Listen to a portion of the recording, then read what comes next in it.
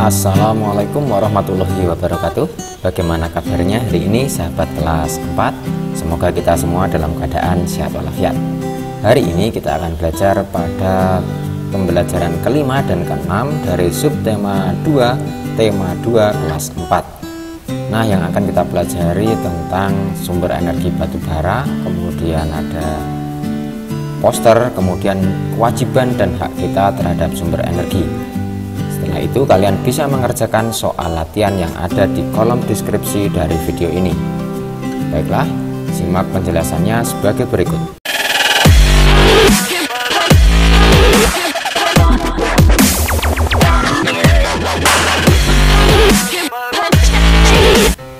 Amati gambar berikut ini. Kira-kira apa yang dilakukan oleh ibu ini kira-kira? Ya benar, memasak. Jika kita perhatikan, kompor yang digunakan ini berbeda dengan kompor yang kita miliki di rumah. Karena ibu ini menggunakan kompor briket batu bara.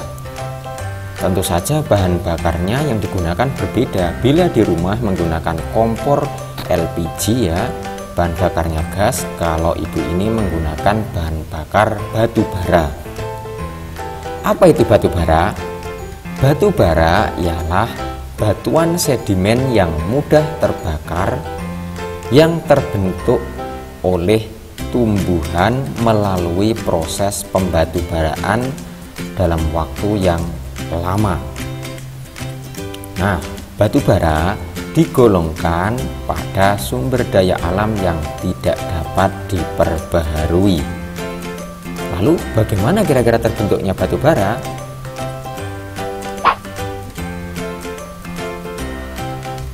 Pembentukan batu bara dimulai sejak zaman sebelum dinosaurus ya. Banyak tumbuhan besar mati dalam hutan rawa kira-kira 300 juta tahun yang lalu, sahabat kelas 4.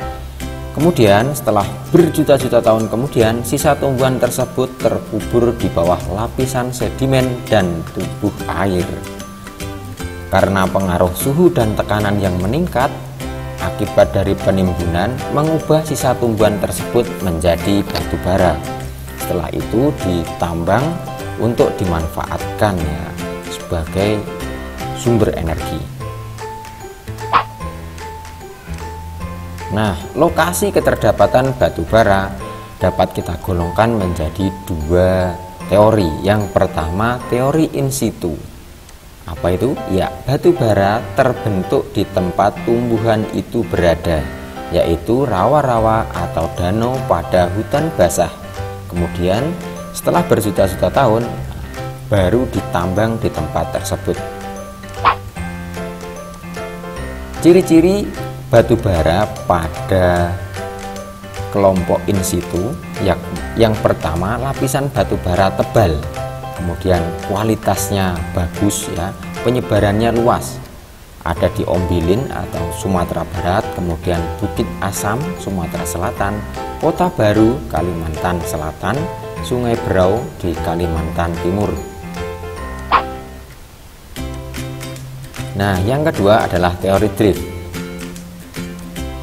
Teori drift ini ya menjelaskan bahwa batu bara terbentuk di tempat yang bukan merupakan asal tumbuhan. Asal tumbuhan di suatu hutan, kemudian tertimbun, kemudian terbawa oleh aliran air masuk ke sungai, kemudian tertutup sehingga terbentuk menjadi batu bara. Nah, ciri-cirinya batu bara ini relatif lebih tipis ya. Kemudian kualitasnya juga rendah. Nah, jenis-jenis batu bara berdasarkan kualitasnya. Yang pertama, lignit, batu bara coklat, batu bara yang paling rendah kualitasnya. Kemudian ada batu bara subbituminus, berwarna coklat gelap cenderung hitam. Yang ketiga, bituminus, batu bara yang lebih tinggi tingkatan kualitasnya, mayoritas berwarna hitam, namun kadang masih ada yang berwarna coklat tua. Yang terakhir adalah antrasit, adalah batu bara yang paling baik kualitasnya. Penggunaan batu bara antrasit pada pembangkit listrik tenaga uap. Ini termasuk high grade ya, ini antrasit ini. Nah, batu bara dapat dimanfaatkan antara lain yang pertama menghasilkan metanol. Metanol adalah bahan bakar cair untuk menggerakkan mesin di berbagai industri. Yang kedua, sebagai bahan bakar kompor briket. Nah, ini untuk memasak dalam kehidupan sehari-hari. Yang ketiga, sebagai pembangkit listrik, yakni sebagai bahan bakar untuk pembangkit listrik. Yang keempat, menghasilkan gas, bahan bakar gas untuk industri dan pembangkit listrik tenaga gas. Nah, lalu siapa saja sih yang boleh memanfaatkan batu bara? Ya, tentu saja semua warga negara Indonesia boleh memanfaatkan batu bara, berhak memanfaatkan batu bara dan mendapatkannya. Tetapi juga memiliki kewajiban, yakni memanfaatkan dengan bijaksana.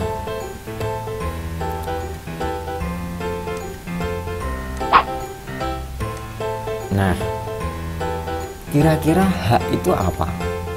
Kewajiban itu apa? Ya, benar. Kewajiban ialah segala sesuatu yang harus kita kerjakan. Sedangkan hak adalah segala sesuatu yang harus kita terima. Contohnya, sahabat kelas 4 mengerjakan soal kuis, mengerjakan tugas dari Bapak Ibu guru, kewajibannya. Kemudian berhak mendapatkan nilai dari tugas yang sudah dikerjakan tersebut. Nah, ini contohnya semacam itu. Nah, selanjutnya kewajiban apa saja sih terhadap sumber energi? Yang pertama, menghemat energi, yaitu dengan menggunakan seperlunya. Selanjutnya, memanfaatkan teknologi dan peralatan yang ramah lingkungan, seperti pembangkit listrik tenaga air, kemudian pembangkit listrik tenaga surya, selanjutnya pembangkit listrik tenaga angin. Nah, ini merupakan sumber energi alternatif yang tidak mencemari lingkungan, ya, atau ramah lingkungan. Kewajiban selanjutnya ialah menjaga dan melestarikan alam. Kita boleh melakukan penambangan, tetapi harus diimbangi dengan penghijauan. Seperti gambar berikut ini, ada penambangan, kemudian ada penghijauan, ada perumahan, ada peternakan, ada sungai. Nah, bila penambangannya ini sudah selesai, suatu saat batu baranya habis, maka harus dipulihkan lahan ini, ya, dilakukan reboisasi supaya apa? Bisa dimanfaatkan kembali untuk menyediakan bahan-bahan yang dimanfaatkan oleh manusia.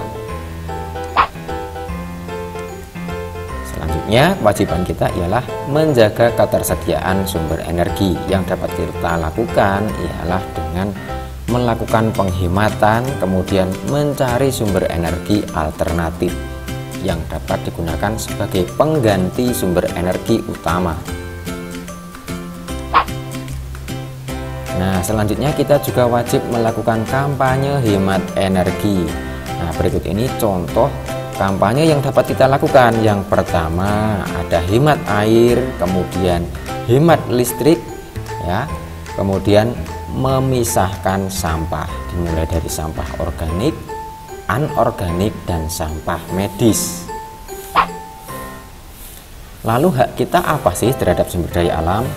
Ya, hak kita ialah memanfaatkannya secara bijaksana supaya generasi berikutnya dapat ikut memanfaatkan. Oke, selanjutnya kita masuk pada pembelajaran yang keenam. Coba amati gambar berikut ini. Apa kira-kira yang dilakukan oleh Edo Lani Dayusiti? Ya, melakukan kampanye hemat energi. Kemudian apa yang dipegang? Ya, tentu saja mereka memegang poster, ya, ini ada poster hemat air, kemudian ada poster hemat listrik yang dipegang oleh Siti. Apa itu poster? Apa itu poster? Ya, poster merupakan media publikasi yang berisi tulisan, gambar, atau tulisan dan gambar yang bertujuan untuk memberikan informasi kepada pembaca atau orang yang melihat. Nah, setelah melihat poster itu, orang akan terpengaruh atau ingin melakukan sesuatu sesuai dengan permintaan poster itu. Misalnya poster hemat energi. Orang setelah melihat itu tentu saja orang akan merasa ikut memiliki dan melakukan hemat energi. Nah, itu tujuannya. Nah, selanjutnya poster yang baik itu yang bagaimana sih kira-kira? Nah, yang pertama, mempunyai gambar yang memaparkan jelas tentang isi poster. Yang kedua, isinya jelas dan tepat sasaran. Yang ketiga, isinya mudah dipahami oleh segala kalangan. Jadi ini contohnya, ada gambar lampu jari yang hemat energi, kemudian menyuruh pergi lampu bolam yang boros energi. Nah, ini salah satu contoh poster yang unik ya, kemudian menarik juga, kreatif, kemudian disajikan dengan warna yang mencolok supaya apa? Orang lain yang melihat itu menjadi tertarik.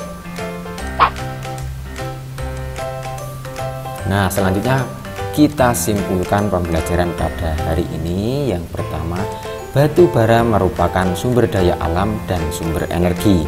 Batu bara adalah batuan sedimen yang dapat terbakar. Batu bara berasal dari pembusukan tumbuhan rawa dengan unsur pembentuk berupa karbon, hidrogen, dan oksigen. Yang keempat, manfaat batu bara untuk bahan bakar, menghasilkan metanol, gas, dan pembangkit listrik. Yang kelima, poster merupakan media publikasi yang berisi tulisan dan gambar untuk menyampaikan informasi. Nah, demikian sahabat kelas 4, pembelajaran singkat pada pagi hari ini, semoga bermanfaat. Selanjutnya soal latihan bisa dikerjakan pada kolom deskripsi. Mohon maaf bila ada salah kata. Wassalamualaikum warahmatullahi wabarakatuh. Salam literasi.